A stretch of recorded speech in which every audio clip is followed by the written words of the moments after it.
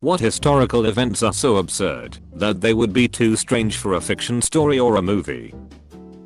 From the last time this was asked, the marathon at the 1904 Olympics in St. Louis, the first place finisher did most of the race in a car. He had intended to drop out and got a car back to the stadium to get his change of clothes and just kind of started jogging when he heard the fanfare. The second place finisher was carried across the finish line, legs technically twitching, by his trainers. They had been refusing him water and giving him a mixture of brandy and rat poison for the entire race. Doping wasn't illegal yet and this was a terrible attempt at it, so he got the gold. When the first guy was revealed, third finisher was unremarkable, somehow. Fourth finisher was a Cuban mailman who had raised the funds to attend the Olympics by running non-stop around his entire country.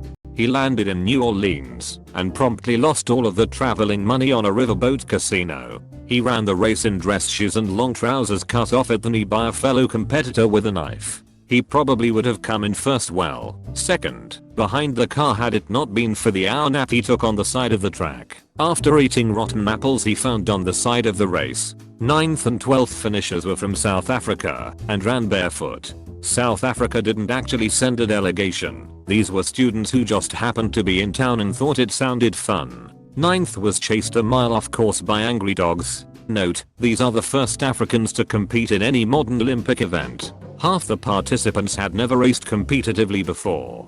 Some died. St. Louis only had one water stop on the entire run. This, coupled with the dusty road and exacerbated by the cars kicking up dust, lead to the above fatalities. And yet, somehow, rat poison guy survived to get the gold. The Russian delegation arrived a week late because they were still using the Julian calendar in 1904. Somehow the fact that third was unremarkable makes it so much funnier. Third place should be played by Michael Cera. They keep showing all these scenes of chaos, and every now and then they just cut to Michael Cera just casually jogging down the road. In fact, use the same 10-second clip each time. No different camera angles or anything, just the exact same clip. The Toronto Circus Riot of 1855. The fire department and some clowns get into a disagreement at a whorehouse and get into a punch-up. The clowns win, but the firemen return to the circus later and start attacking in revenge. The firemen win the day, but violence is stopped when the militia come in. The police do nothing, so the city fires all the police, and I mean everyone, and starts a new police force. This absolute absurdity of this paragraph amazes me. What the fuck? The fire department and some clowns get into a disagreement at a whorehouse. You know, no matter what happens going forward, it's going to be a good story with an opening line like that. Back in the 1780s, after being elected president, George Washington decided to send a letter to Congress that basically said, "Hey, looking forward to working with y'all. This will be exciting." However, George wasn't very eloquent and was generally busy and stressed, so he asked his friend James Madison to compose the letter to Congress, which James did. When Congress received the letter, they decided to respond in kind, not wanting to slight the new president. They wanted to send back a letter that essentially said, "We are glad you're excited, so are we." They decided there was no one better in Congress to write the letter than their very own James Madison. So, James writes a response to the letter he wrote in the first place, and Congress sends it to George. George decided to respond with something along the lines of, "Oh, but I'm excited that you're excited too." And since his buddy James did such an excellent job with the first letter, George again went to him and had him compose the response. Congress received the letter and, again not wanting to be awkward and ignore the president, decided to reply with yet another letter that basically said, "Hey, we are excited that you're excited that we are excited." And once again, they had James Madison compose the response. So James Madison, future 4th President of the United States, wound up writing himself 4 letters back and forth between George Washington and Congress, and was too embarrassed to tell anyone about it while it was going on.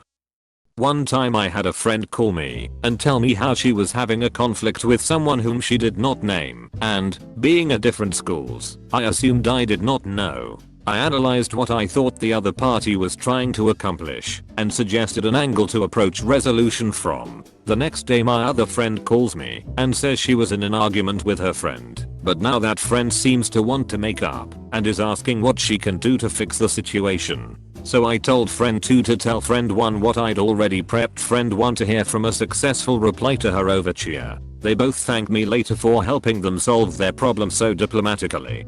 I felt like a supervillain. Juan Pujol Garcia, World War II spy who won both the German Iron Cross and Order of the British Empire for spying. He initially approached British intelligence and offered his services and was refused. Undeterred, he created the persona of a loyal Nazi supporter, became a German agent, gathered a payroll of fake sub-agents all bankrolled by Germany, persuaded the German Navy to chase a fake convoy, then finally got recruited by the Allies. He finally fed misleading info to the Axis about the D-Day landings, causing them to deploy forces to the wrong locations, even after the invasion had begun. On occasion, he had to invent reasons why his agents had failed to report easily available information that the Germans would eventually know about. For example, he reported that his fabricated Liverpool agent had fallen ill just before a major fleet movement from that port, and so was unable to report the event. To support this story, the agent eventually died, and an obituary was placed in the local newspaper as further evidence to convince the Germans. The Germans were also persuaded to pay a pension to the agent's widow. Truly incredible. The Germans paid Pujol $340,000 to support his network of agents, which at one point totaled 27 fabricated characters. 27 fabricated characters? That's actually crazy how he got away with that. Hitler, Tito, Stalin, Trotsky, and Freud were living in the same Vienna neighborhood in 1913. The best sitcom setup. Edit. r/Comrade Shao seems to already have the idea. Fiends. May have been said already, but when Napoleon returned to France from his exile, a regiment of French soldiers were sent by the coalition powers to intercept him. Upon seeing them, Napoleon approached and simply said, "If you wish to kill your emperor, here I am." The commander of the regiment ordered his men to open fire. Out of the 2,000 soldiers present, not a single one obeyed the order. They all joined Napoleon and marched to Paris with him. Truly a real-life Mary Sue. At least until he was thoroughly beaten and exiled again, permanently this time. A guy broke into the Prime Minister of Canada's house with a knife, intent to kill the Prime Minister. The Prime Minister's wife hears someone walking around downstairs and tries to wake her husband. The PM just tells her it's nothing, go back to sleep. She gets up and investigates, finding the knife-wielding assassin. She grabs an nude statue of a loon and beats the shit out of the guy. RPM then runs into the hall and helps his wife take down the assassin. These are two people in their 60s just kicking the shit out of some dude in his late 20s. She calls the local police who arrive, only to realize they forgot the ducking key to the front gate, so they send someone back to the station get it. The assassin was later confirmed to have major mental health issues. Less than 5 years later, he was successfully treated for his schizophrenia, released from his treatment facility and formally apologized to the couple. Imagine being his family and getting that call. "Miss, I'm sorry to wake you, but your son's been arrested. He tried to kill the Prime Minister and his wife. My God, are they okay?" The PM: "Yes, they are completely fine. Your son however sustained multiple injuries and is currently being treated at the hospital." Oh dear, I suppose the police did what they had to in order to stop him. The police? No, they accidentally locked themselves out of the gates. It was actually the PM who stopped your son. Well, technically his wife. The PM showed up after she had already subdued the would-be assassin. The PM's wife. Isn't she pensioner age? Yes, however apparently she is still quite formidable in a brawl as your son discovered. Beat the stuffing out of him, blood everywhere, a real badger that one. Wouldn't want to find her in a dark alley, if you know what I mean. Oh, yes your son, sorry about that. He'll most likely be in the ICU for a day or two with a skull fracture and broken ribs. Thank you very much for watching. I hope you enjoyed the video. Please subscribe to my channel for more curated daily Reddit stories.